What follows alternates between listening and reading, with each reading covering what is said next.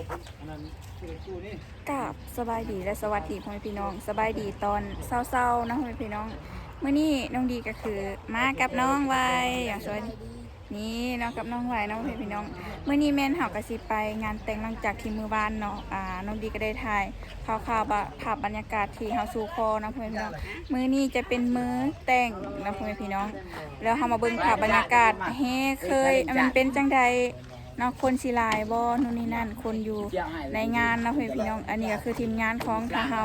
กำลังแบบเตรียมเดินทางเนาะเฮาสิขึ้นรถอันนี้เนาะเดี๋ยวเฮามาเบิ่งภาพในงานจักหน่อยว่ามันสิเป็นจังใดแต่ว่าก่อนอื่นน้องเด็กสิได้ลงตลาดเพราะว่าเขาจะเอาฝากมาให้อันซื้อผักเนเนาะจักหน่อยก่อนเนาะพี่น้องนี่คนน้อยๆนี่เบิ่งนี่สบายดีเนี่ยจะได้สบายดีโอ้ยบ่จบเราบ่เป็นซ้ำกำลังเดินทางค่ะพี่น้องอันนี้คือแบบเส้นทางการเดินทางของทางเฮามื้อนี้นะพี่น้องเดี๋ยวเฮามาเบิ่งภาพบรรยากาศในงานเนาะว่ามื้อนี้เฮาสิได้กินอีหยังค่ะพี่น้องแต่คนสิหลายบ่มาเบิ่งน้องดีไปเต้นลำวงเด้อเดี๋ยวน้องดีสิเต้นลำวงให้เบิ่งนะพี่น้องฟ้อนลำวงเนาะพี่น้องตอนนี้แม่น้องดีก็ได้เลาะตลาดก่อนเนาะตลาดรุ่งเรืองหุ่งเฮืองเนาะพี่น้องอยู่พาร้านนะพี่น้องเพราะว่าเฮากระถึกมอบไม้ได้ไปซื้อผักก่อนเพราะว่าเพิ่นโทรหาตะกี้นี้นะว่าให้เฮาไปซื้อผักเฮาก็เลยสิไปซื้อผักก่อนเนาะเดี๋ยวน้องดีสิให้เบิ่งภาพบรรยากาศอยู่ในตลาดนะคะนี่ภายในตลาดก็จะประมาณนี้นะพี่น้องอันนี้จะเป็นเครื่องของเมื่อนี้เป็นมื้อแรกเนาะที่น้องดีได้เข้าตลาดนี้เพราะว่าเอาโบแมนผลแถวนี้นะจะเป็นขนมข้าวต้มกับมาเด้ออ๋อนี่ผักตั้งทรายมัดเท่าไหร่มัด10,000เอาจากมัดดีเราบอกว่าให้เอา20,000บอกว่าอันนี้น้องดีถึงหมอกไม้นะให้ซื้อผักเอา3 มัดก็ได้เนาะเอา3 มัด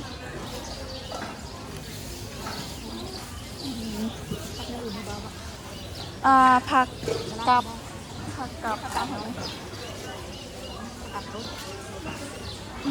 เอาอันนี้นั่งไปได้เลือกให้เนี่ยเห็นไหมกะลำทั้งนี้ก็ของเจ้าบะเลือกเลย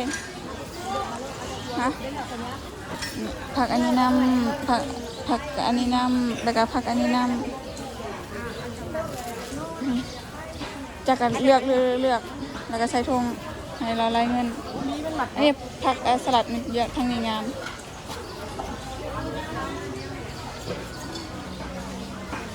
2 มัด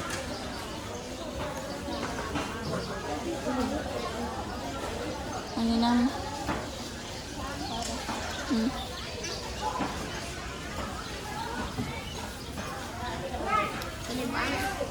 เอาอันนี้ดอกงามๆทั้งน้องดีค่ะจับกล้องอยู่นะพี่น้องอันนี้งามอยู่นะเอาดอกงามดอกที่มันบอนั่นบอเอาออกอันนี้ปิดออก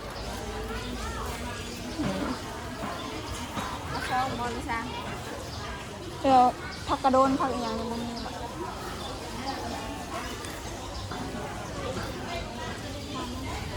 แต่จักโล8 กรัม40,000อีกเอาอีกหน่อยนึงโลเท่าไหร่โล50เอาอีกไปเลยพอได้โลนึง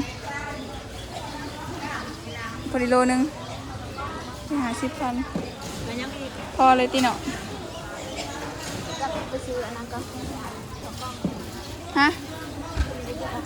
จากนั้นก่อนจังไปก็ได้เร็วนี้ก่อนไล่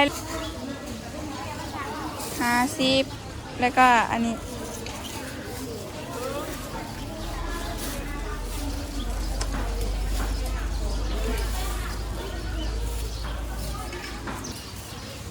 โ คือของพุ่นจะเป็นอาหารค่าอาหารขายเครื่องสุดใหม่นู่นพอดีเซนนึงวะปักเสริมได้แล้ว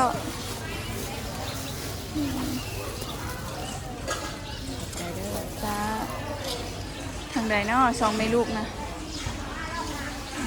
นี่ออกมาโซนนี้จะเป็นข้าวสารอาหารแห้งเป็นของแห้งแม่นยังเอายังฮะเอาอย่างเนาะอืมนี่ทางนี้จะเป็นโซนโทรศัพท์และก็อาหารของกินเนาะพี่น้องน้องดีก็สิให้เบิ้งข้าวๆนี่แล้วก็จับเครื่องน้ำแล้วว้าวอาหารค้า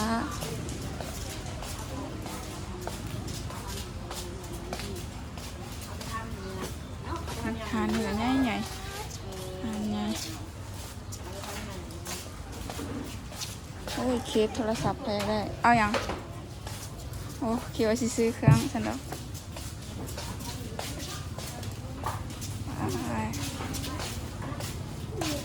เดี๋ยวออกมาแล้วเอาทางนอกมาแล้วพี่น้อง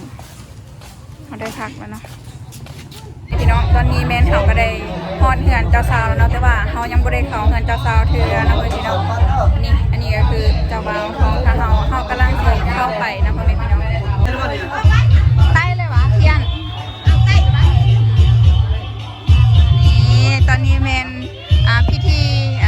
แห่เคยนะ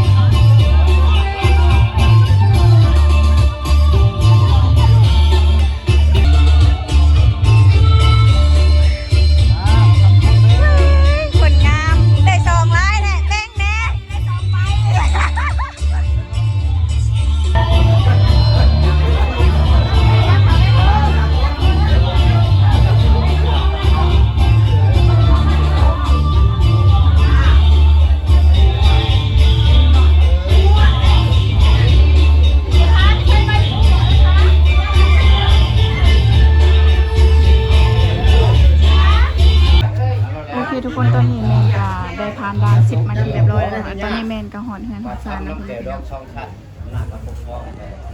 เอาแก่แม่โฮมมดนะลูกค้าเองก็แนะนำหน่วยที่มีนักคุ้มระวังนี่ละ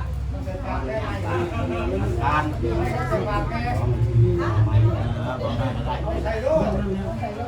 ยังบอก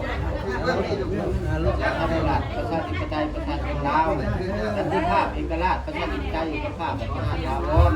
ไปยั่งยืนการแต่งร้อนข้างนอน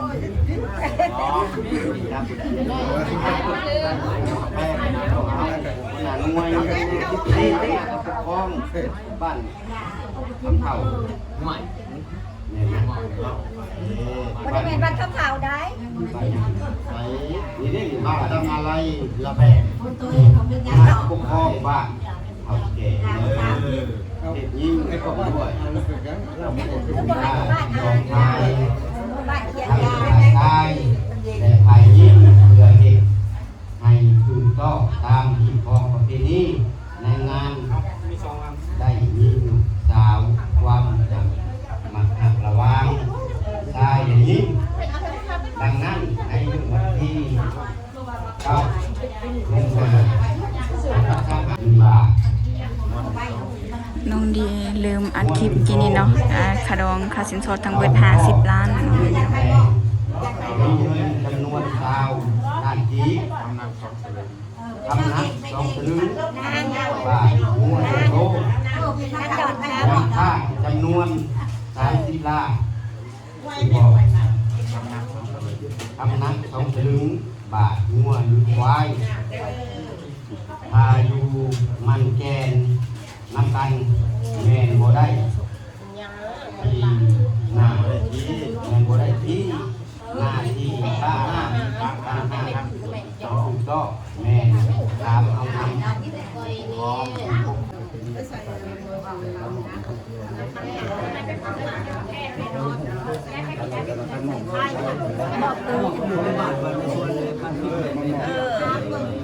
จับคันจับคันน่ะร้อย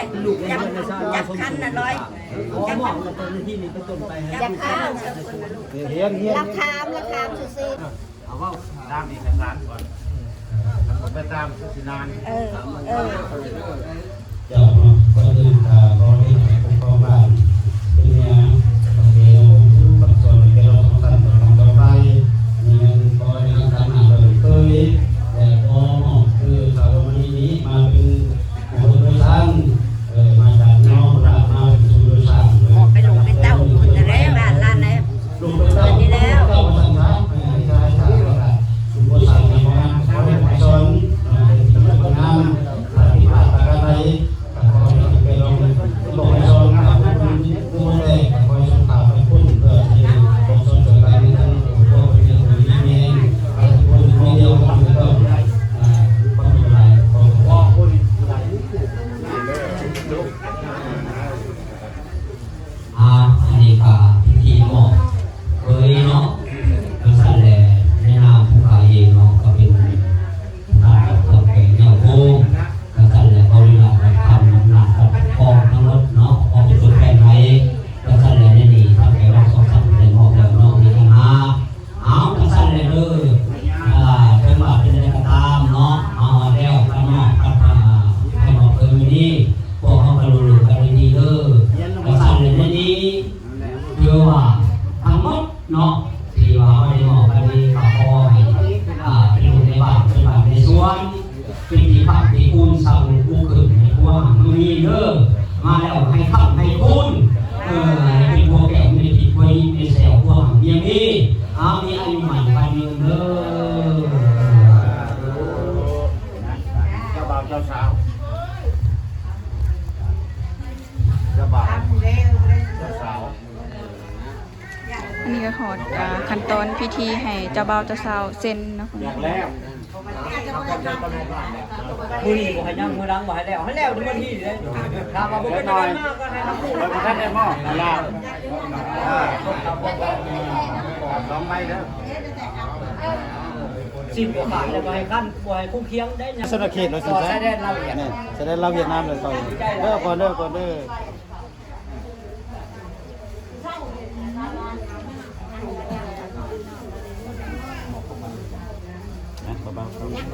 เพื่อนน้องเด้ มาคู่กับพวกเจ้าเป็นได้ที่ผู้พวกเนี่ยได้มีแต่ความยากยิ่งตัวสลีตามร้านชื่อที่เราได้แน่นอนไม่มีช่องไหนได้ที่เราเข้ามาสอบปากนะไอ้ที่คนเดียวเป็นเดียวตาด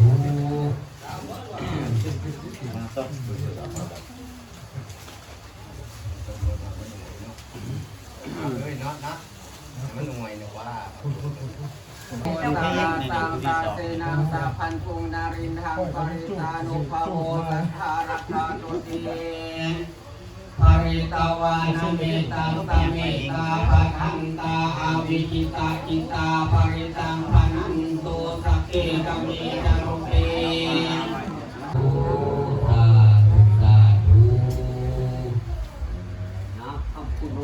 ทำปุญเด้อทำปุญยังไงเลยปุญได้รู้เอ้ยอยู่ดีดีเห็นอะไรกับใครอย่างนี้เป็นคนในระเบียบเดียวหนูเอ้ยอันยังหามาย่อให้ตลอดว่าไทย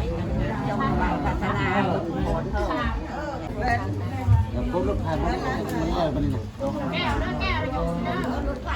น้องตอนนี้เป็นฮอตพิธีที่จะสวมสินสอด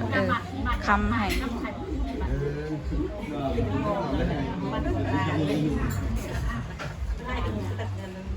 เจ๊ต้องท้องพูนจริงๆ เอาสวมคำอย่างกัน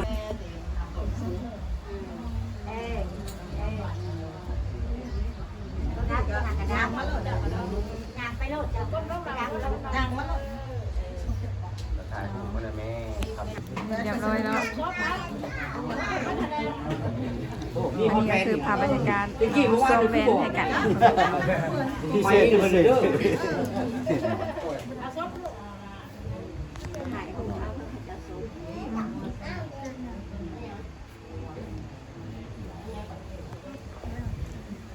อันนี้ก็คือภาพบรรยากาศสวมแวนให้กันนะเ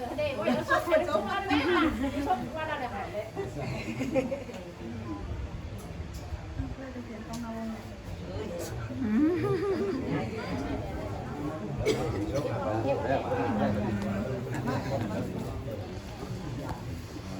แม่มาบอกว่าวันนั้นให้ได้ไปมาแม่ชมแล้ว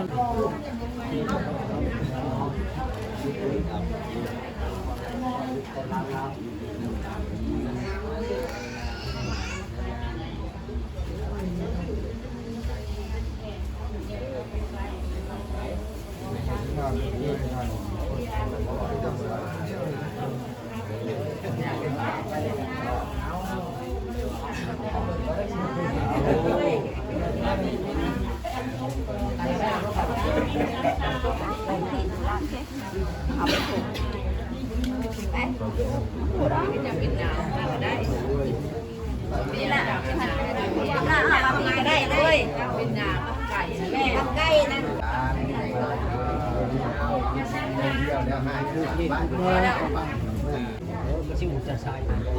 พี่น้องตอนนี้มันคือภาพบรรยากาศเนาะที่เพิ่นได้ผูกคอต่อแขนเนาะพี่น้องหลังจากที่เพิ่นสูบเสร็จเป็นทีเรียบร้อยแล้วเพิ่นก็สิผูกคอต่อแขนหลังจากนั้นเฮาก็สิได้กินข้าวก็เสร็จพิธีน้องพ่อแม่พี่น้องก็บ่ถึงขั้นว่าง่ายแล้วก็บ่ยากนะพี่น้องมันอันนี้ก็คือฮิต12ของ14ของเพิ่นตอนนี้ก็คือจูงเจ้าสาวกับเจ้าบ่าวเนาะเข้าห้องหอเจ้า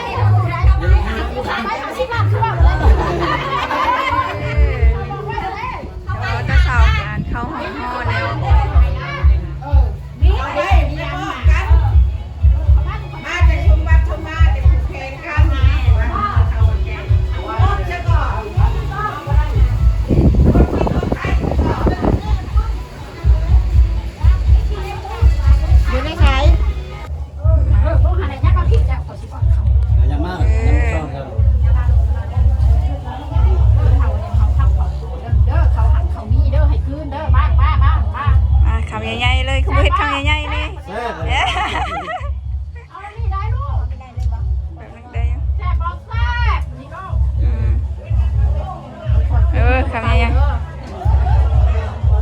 ระวังแคนคอเด้อ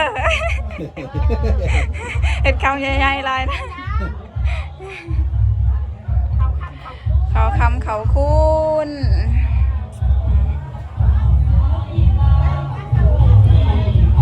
ไปสิเยียนเลยไปสิยำไว้ก่อนกันไปสิวดไว้ก่อนกัน